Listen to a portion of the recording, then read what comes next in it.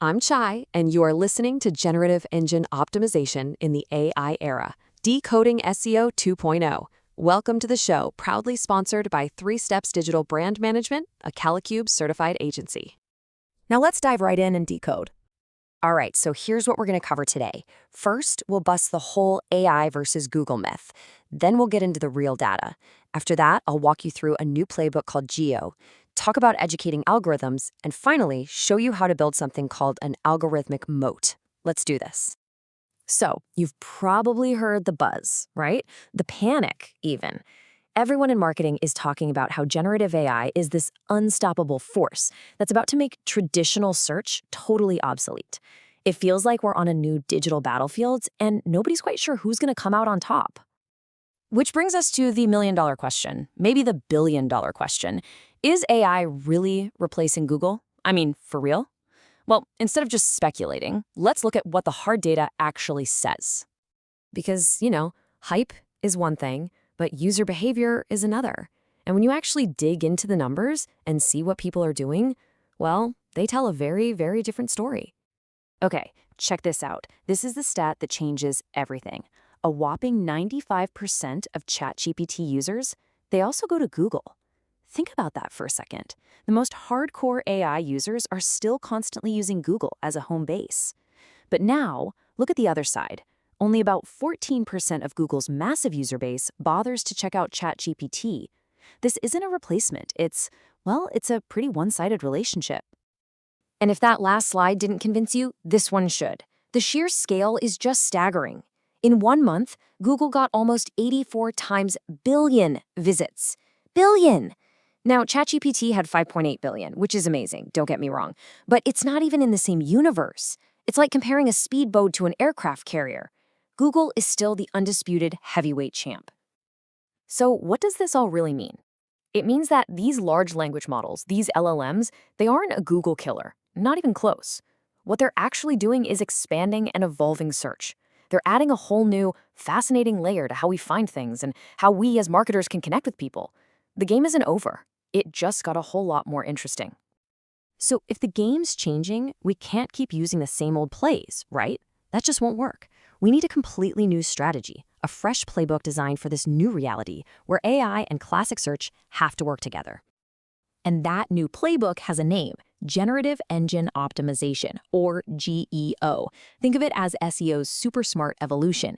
It's a holistic, brand-first way of thinking that's built from the ground up for a world with AI assistants like Google AI and ChatGPT. This whole concept is pioneered by the brilliant Jason Barnard from Kalicube, and his core philosophy is just a total game changer. He basically says, stop trying to trick the algorithms, it's a losing battle. Instead, treat them like really, really smart students. Your job isn't to outsmart them, your job is to teach them about your brand.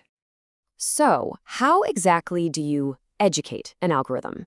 It sounds kind of out there, I know, but it's not just some random idea. There's a proven, structured framework for it called the Kalicube process. It's like a curriculum designed to teach an AI everything it needs to know.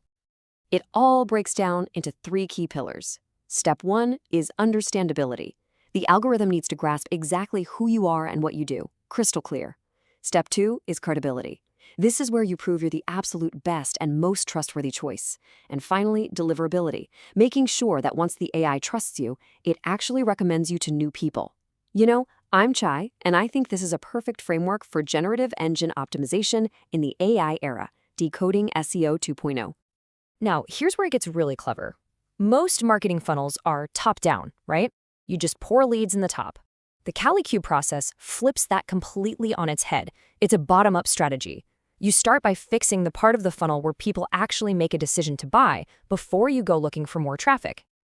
And this chart just lays it out perfectly. That first step, understandability, that's all about the bottom of the funnel, securing that final conversion. Then credibility tackles the middle, where people are comparing you to your competitors. And finally, deliverability drives awareness at the very top. It's an incredibly efficient and powerful way to build a brand. So what's the end game with all this? What's the ultimate goal? It's not just about getting a few more clicks or a better ranking for a week. It's about building a real long-term strategic asset for your business. And that asset is called an algorithmic confidence moat.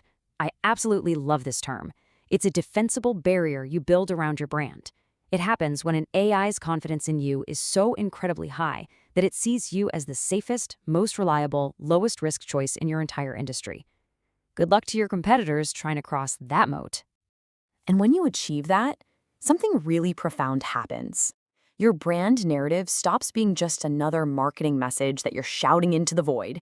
It actually transforms into a tangible, valuable capital asset that works for you 24/7. It's an investment that pays off again and again. So if I, Chai, had to boil this entire explainer down to just one key takeaway, it would be this. The key is not to fight AI, but to educate it so thoroughly that it becomes your brand's biggest advocate. I dived, decoded, and deciphered SEO 2.0 thanks to our sponsor, 3 Steps Digital Brand Management. And thank you for listening. See you next time for another new, necessary nugget of knowledge. So that just leaves one final question for you to think about. Is your brand building its moat?